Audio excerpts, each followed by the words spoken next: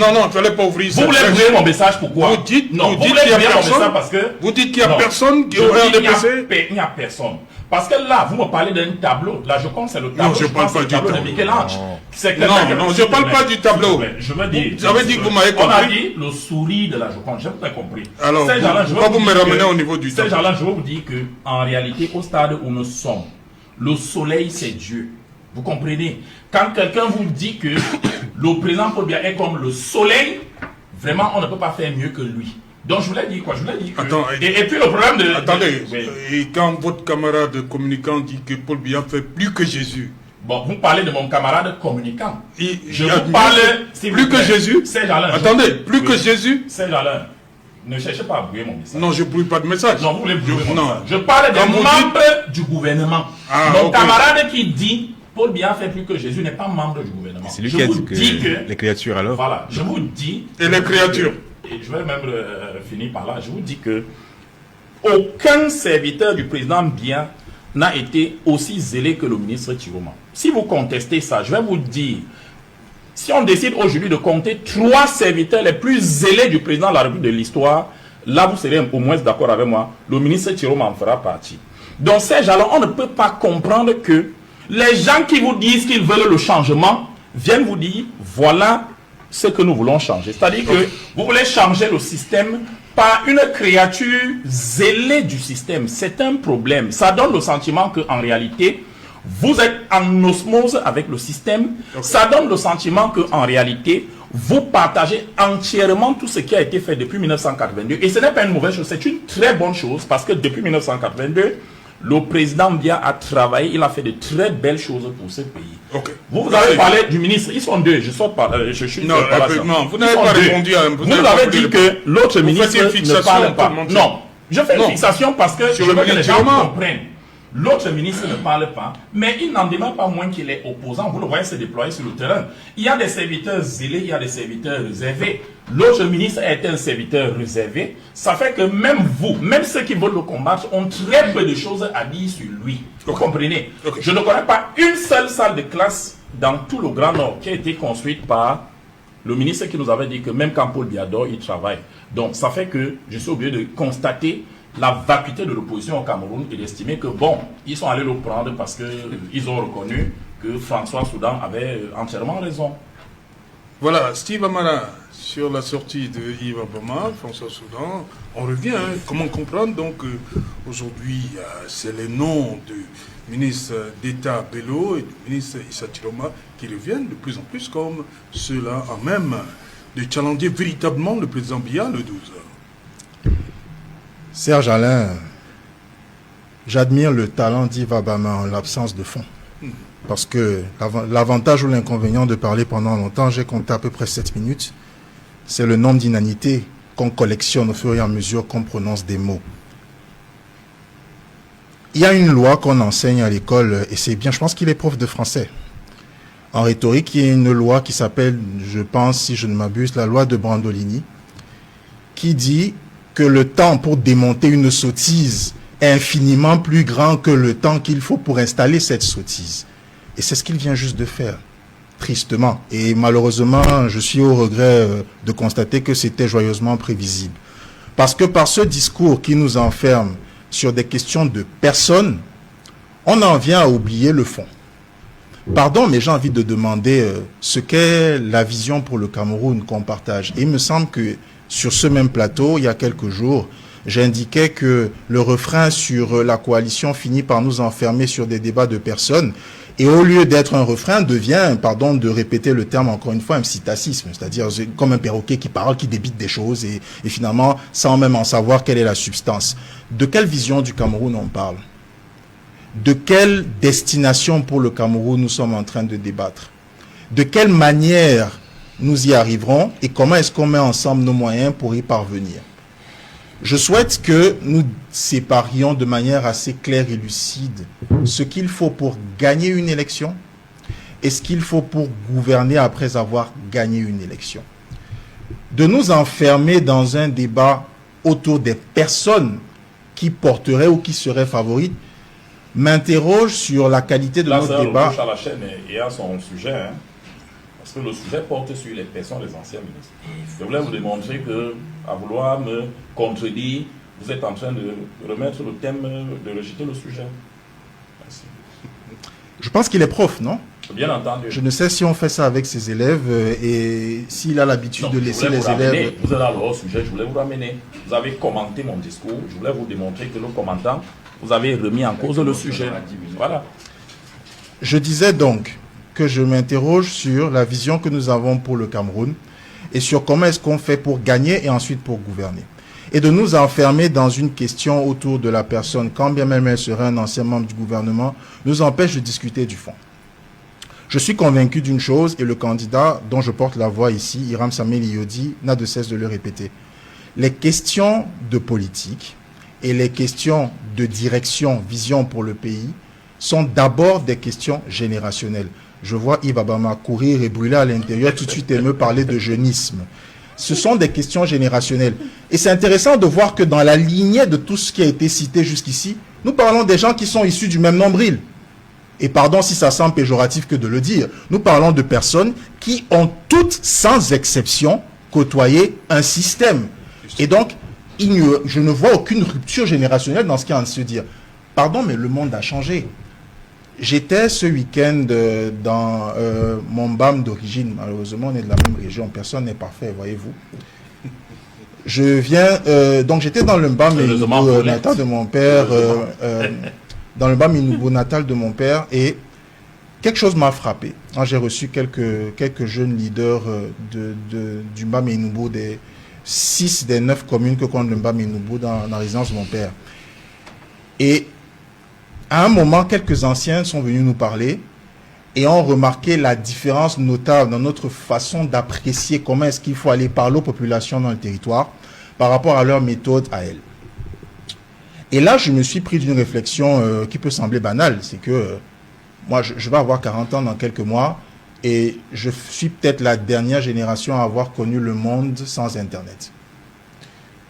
Les plus jeunes, là, qui sont arrivés et qui vont voter, ils sont nombreux pour la première fois, ils sont nés avec un téléphone dans la main et tout de suite avec une certaine exposition au monde qui fait en sorte que leurs aspirations et même leurs méthodes, la façon dont ils envisagent que le pays puisse être gouverné, diffère drastiquement de toutes les personnes dont nous sommes en train de mentionner les noms ici.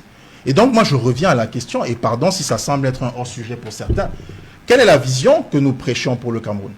Quelle est la direction que nous voulons mener, vers laquelle nous voulons mener notre pays, autant pour moi? Et comment est-ce qu'on fait pour y arriver? À partir du moment où nous pouvons discuter de ces questions, que nous pouvons nous mettre un minimum d'accord sur ces questions, alors moi, je suis volontiers aligné pour parler de coalition et d'un leader qui incarnerait à la fois cette aspiration et rassemblerait des personnes qui en auraient les moyens. Quelle que serait cette personne? Et c'est cette question-là que moi j'aimerais qu'on se pose. On est en train de parler de 2 ministres ici. Mais pardon, je parlais tout à l'heure de certains jeunes. Comment vous allez expliquer à un jeune de 25 ans qui va voter pour la première fois et qui a grandi avec une personne qui a annoncé qu'un massacre commis par l'armée camerounaise a été commis par l'armée malienne, expliquer à cette personne-là que cette personne est celle qui incarnera son changement? Comment vous allez expliquer à une personne qui a l'électricité seulement 2 heures dans la journée? Vous avez fait un reportage sur cette question récemment où des scieurs de bois en Konjok, si je ne m'abuse, ne peuvent travailler qu'entre midi et 14 heures. Comment vous allez expliquer à cette personne-là que la personne dont viendrait son salut est une personne qui a été le premier ministre de la personne qui est en place? Je ne suis pas en train de dire que ces personnes ne feraient pas l'affaire. Ce que je suis en train de dire, c'est qu'à parler des personnes et ne pas parler du fond, pour que les personnes qui au final vont aller se rendre au vote, qui sont les Camerounaises et les Camerounais, aient de la matière et de la substance pour décider de ce qui leur correspondrait. Alors, je suis désolé de constater que nous nous enfermons dans un débat qui malheureusement peut être stérile. Et pardon de taper encore une fois sur mon voisin d'en face, mais qui deviennent des spécialistes à essayer de nous expliquer, nous qui sommes dans un combat pour essayer de corriger ce qu'ils n'ont pas été capables de faire, et de présenter une offre aux Camerounais qui serait crédible, essayer de nous expliquer comment nous devrions nous prendre. Mais je trouve que c'est d'une arrogance incroyable. Mais après, après tant d'années à militer pour certains... Après tant d'années à militer pour certains dans le silence, pour d'autres de manière plus active, comme Maître Ngefa qui est en face de moi, ou certaines personnes qui rapportent les infos comme Alois Onana, et ce sera mon dernier propos pour cette première partie, cette première prise de parole. Je pense qu'on peut avoir un minimum de respect pour ceux qui essayent de mettre en commun des moyens pour qu'il y ait une personne qui incarne le changement. Et je le redis, pour moi, il s'agit moins de parler de la personne que de parler de ce que ces personnes offrent pour le pays. Et de parler de ce qu'elles sont en train de déployer comme effort pour rassembler des personnes qui auraient une communauté de vision et une communauté de moyens, une convergence de méthodes pour amener le pays à cette direction. Il se pourrait que l'une de ces personnes soit l'un des anciens ministres. Ok, ça ne plairait peut-être pas à certains, mais à ce stade, franchement, pour que notre pays puisse connaître un nouveau souffle, une nouvelle respiration, cette personne qui incarnera cette vision sera la bienvenue, quelle qu'elle soit. Ok.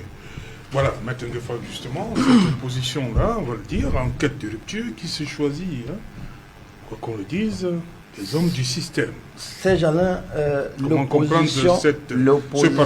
l'opposition n'est pas en quête de rupture. L'opposition est bien en place. Et je vais juste parler en quelques phrases. Je prends mon distingué professeur de français Yves Abama à mes côtés. Professeur. Bon, professeur, c'est pour les universitaires. Chez moi, c'est messieurs. Ah, chez nous, au quartier, nous, on vous appelle professeur. Non, c'est messieurs Abama. Okay. Professeur, c'est pour mes formateurs. Ok, enseignant. Enseignant Yves Abama, ce qui est reproché, ce n'est pas le zèle, c'est l'excès de zèle. Si vous êtes enseignant sans zèle, vous êtes un médiocre enseignant. C'est l'excès de zèle qui est reprimé. Parce que l'excès de zèle te met au-dessus des règles. Tu te prends pour le tout. Heureusement, vous avez dit, M. Issa Chiroma est celui-là qui a toujours servi avec en premier zélé. Non, c'est pas ce que j'ai dit. Ça va être difficile si vous voulez reprendre. Je dis qu'il a été le plus zélé. Il a eu un zèle excessif. Je vous ai pris 2 exemples. Donc n'essayez pas de tordre mes propos pendant que je suis là. C'était juste pour vous amener à ajouter. Je corrige. C'était juste pour vous amener à. Je vous dis qu'il a eu le zèle excessif que vous ne voulez pas. J'ai dit que c'était juste pour vous amener à compléter. Parce qu'avant, vous lui avez donné le positif. C'est maintenant là que j'explique. Si vous permettez qu'il aille jusqu'au bout. 10 minutes. Non, je vous en prie. Permettez qu'il aille. Vous avez pris 10 minutes. On vous a écouté. Mais là, je n'ai même pas encore fait 45 secondes. Vous allez à son compte. Ok. Pas sérieux. Bon. Il vous a dit que M. Issa Chiroma était le meilleur en son poste dans tous les gouvernements de Paul Biya qu'il a servi. Parce que c'était le plus en vue. C'est ce que j'ai dit. C'est-à-dire, c'est l'homme que tout le monde disait pourquoi ce monsieur il fait comme ça. Au quartier, être zélé, c'est que c'est un monsieur extraordinaire. Il ne fait pas comme tout le monde. Il ne fait pas comme on exige. Il sort de l'ordinaire. Il est extraordinaire. En français, de ceux qui ont l'adversité, ils utilisent zèle, excès de zèle, absolument zélé. Oui, parce que lui, il est en campagne. Si Yves n'était pas encore en campagne, il aurait compris le sujet. Donc, monsieur Issa Chiroma a le droit, a le devoir d'être zélé. Parce qu'il entre au gouvernement après avoir passé 6 ans pour rien en prison. Par celui-là qui le nomme et le surveille. C'est-à-dire il a commencé par où d'autres ont peur de terminer. Vous comprenez ça? C'est la loi de la nature. Quand vous commencez par la fin, vous avez encore peur de quoi? Il sait ce qui va arriver. Et pendant tout ce trajet, il n'a rien fait pour se rapprocher de là où il avait commencé. Il n'a absolument rien fait. À preuve, il n'était que simple ministre. Si vous connaissez l'expression de ministre, c'est-à-dire quand on dit va, il va. Quand on dit va mentir, il récite le texte de mensonge et comme on aime l'écouter, on l'écoute. Ce n'est pas lui qui parlait. En tant que professeur, vous devez savoir que ça parlait en lui. Maintenant qu'on connaît l'homme, on sait comment il est. Il a toute l'énergie, il a tout le savoir pour vaincre l'insolence ou bien la pourriture qui s'est installée. La question se pose. Pourquoi le dévolu est jeté sur lui? Une pensée commune dit si jeunesse pouvait. Hein? Ou bien si jeunesse savait, vieillesse pourrait. C'est ça. Lui, il a franchi la jeunesse. Il est ancien. Il sait comment ça marche. Et puis, n'oubliez pas, le président de la République, Paul Biya, a dit, le Cameroun, c'est le Cameroun. Ne dure pas au pouvoir qui veut, mais qui peut.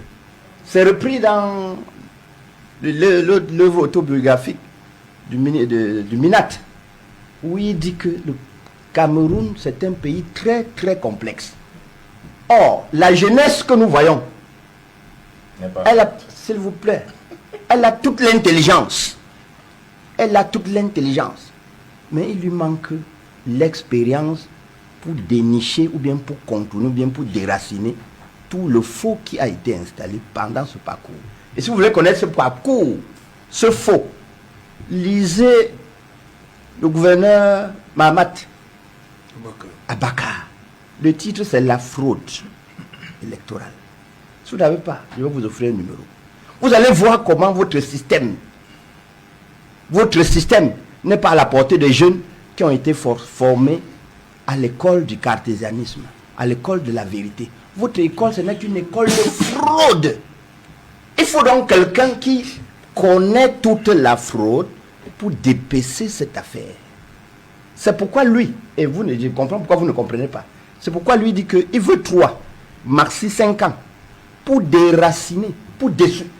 Non, déraciner, c'est le mot. Parce que dessoucher veut dire qu'il doit rester quand même quelques trous. Non.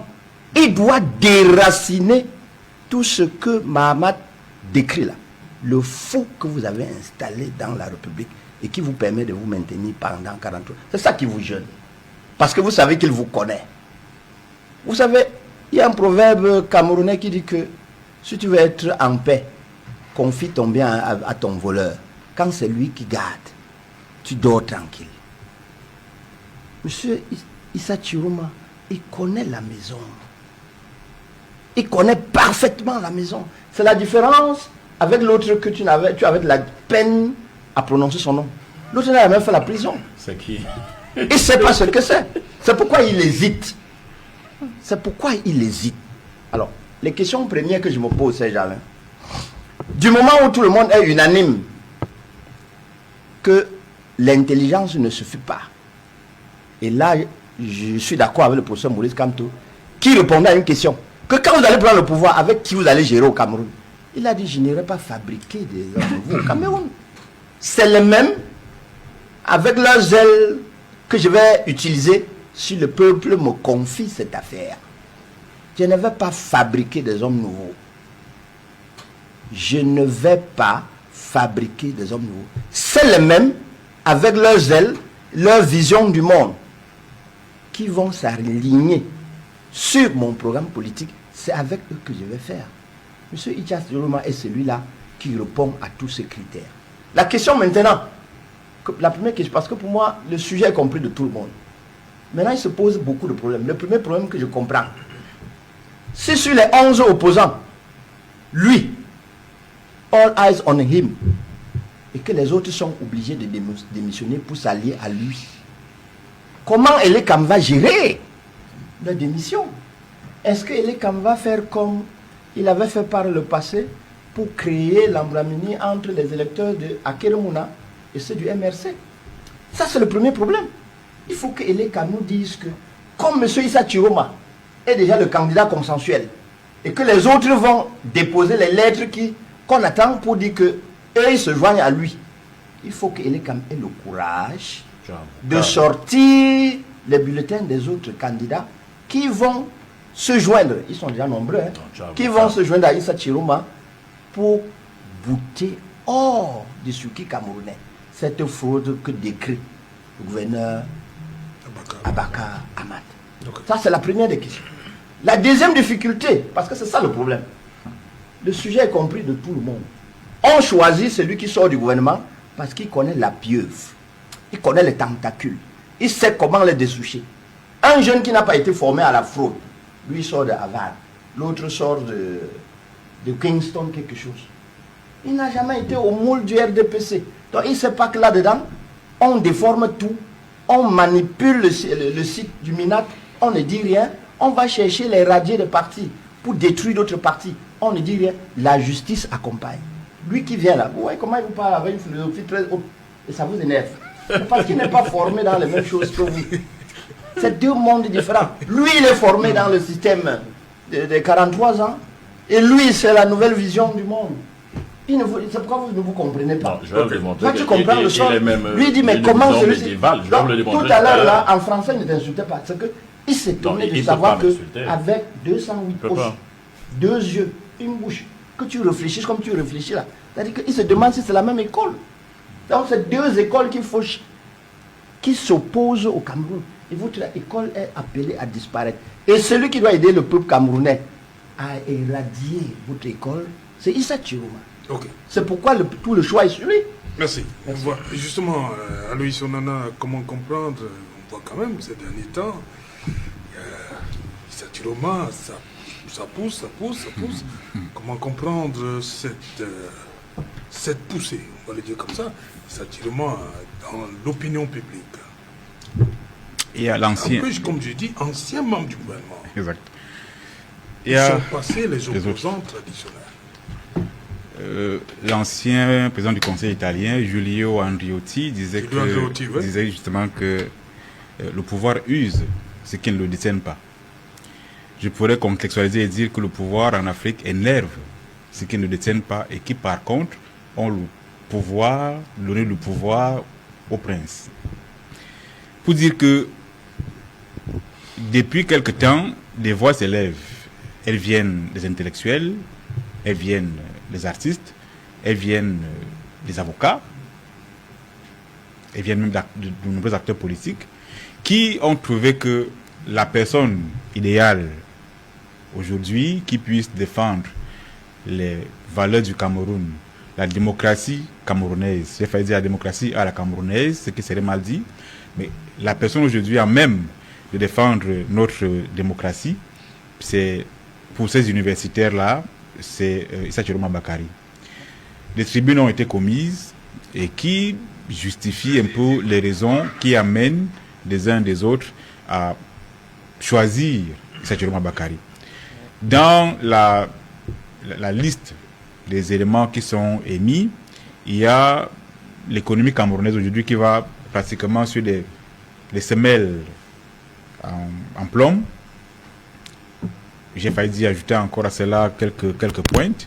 Ça fait très mal aux pieds. Donc, non seulement l'économie va sur les semelles en plomb, vous avez également l'état général du pays qui est carrément décrié de tout le monde, y compris dans les rênes même du gouvernement. Et donc, face à cela, ceux qui veulent ou aspirent au changement s'inspirent donc de ce qui s'est passé ailleurs. Lorsqu'on échange avec quelques acteurs politiques, ils vous rappellent l'épisode sénégalais en 2011 avec le mouvement M23 qui en avait après Abdoulaye Wade et qui avait donc constitué une coalition solide qui avait en son sein pratiquement une trentaine de partis politiques et puis à leur côté des acteurs importants de la société civile. Et donc ils se sont dit mieux vaut un peu copier ce qui se passe ailleurs et agir pour que un candidat au moins se démarque. Et donc ils ont jeté leur dévolu sur Issa Chiroma Bakary. L'une des raisons également qui est avancée, c'est que c'est la méthode des uns et des autres. Celle qui différencie Chiroma Bakary de BBM, Berboba, c'est au niveau de la démission. Quand Chiroma démissionne, cela est connu de tous, il y a même des documents qui circulent. Mais sauf que lorsque vous prenez le cas de BBM, il y en a qui estiment qu'il a beaucoup plus eu une mise à disponibilité, qu'il s'assimile donc à une espèce de un pied dedans, un pied dehors. Comme quoi il est avec l'opposition et en même temps il est avec le parti au pouvoir. Ça se justifie également, cela peut se justifier dans la réaction que réservent des membres de l'UNDP lorsqu'ils sont en face de leur établissement politique.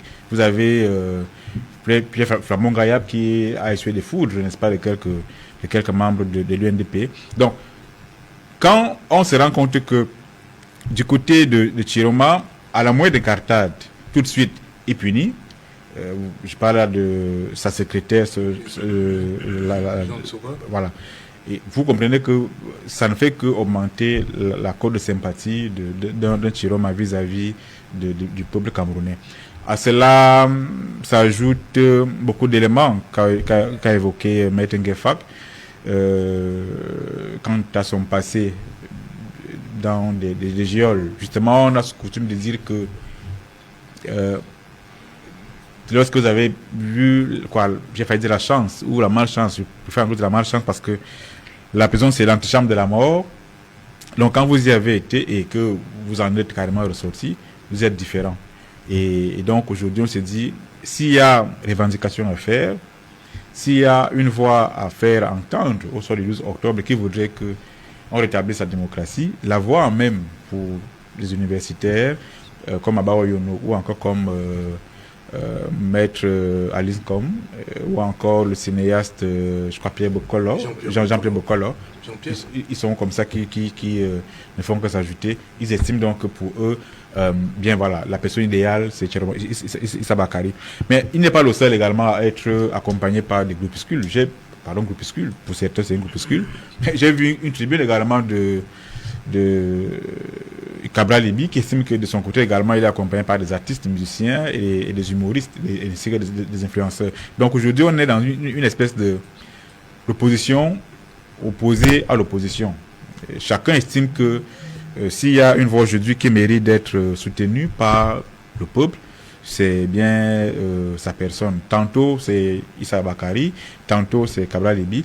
Maintenant, toujours est-il que le peuple aujourd'hui se rend compte que il a entre les mains un pouvoir qui lui est pratiquement congénital. Et là, il lui revient d'observer ces débats publics et de se faire son opinion. Et se dire que voilà, si on parle d'alternance, si on parle de changement, on va donc chez qui ils nous écoutent et ils font donc se faire leur religion. Maintenant, mais ce qui est persistant dans l'opinion, c'est que il y a un seul mot qui vient avec insistance et qui se dégage lorsque vous faites le tour des antennes communales de l'ECAM. L'affluence est excessive. Je n'ai jamais vu ça de mémoire de journaliste. L'affluence est excessive et lorsque vous posez quelques questions superficielles aux gens, ils vous disent on en a marre, on veut le changement. Et donc, on a envie de voir entre les lignes, c'est de ruer vers la quête des cadres électoraux un désir sous-jacent, voilé, de rompre avec un système. Et donc, qu'est-ce qui fait que les Camerounais, au lieu de ressortir les lèpres de tous les candidats, s'appesantissent beaucoup plus sur un seul candidat. Parce que uniquement des lèpres. Parce que depuis que ça a commencé, j'attends qu'on me sorte un peu les lèpres de Bello Bouba Maïgari. Il n'y en a pas. J'entends qu'on me sorte un peu les lèpres de Cabral Libi sur la place publique. Il n'y en a pas. Issa Chiroma, c'est aujourd'hui le nouveau Maurice Kamto. Bon, celui sur qui on tire là. Bien.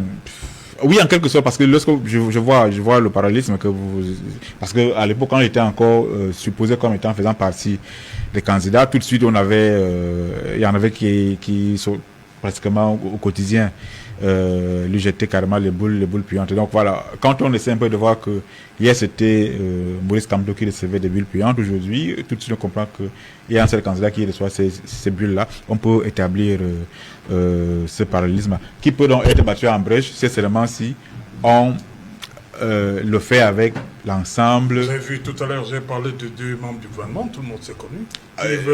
Évidemment, parce que personne ne parle du bilan calamiteux, en quelque sorte. Oui, vous m'avez entré là-dedans et je vous ai donné un certain nombre d'éléments qui font qu'on parle de lui. Les candidats, il y a certains candidats que l'opinion ne connaît pas. La preuve, jusqu'ici, certains sont en pré-campagne. Quand ils sont sur le terrain, là, bon, mon frère d'en face qui est là-bas, je ne sais pas si vous avez vu couvert un meeting de son candidat. Il y a bien sûr, à aider. C'était quand? Bon, moi, je ne m'en souviens pas. Non, vous l'avez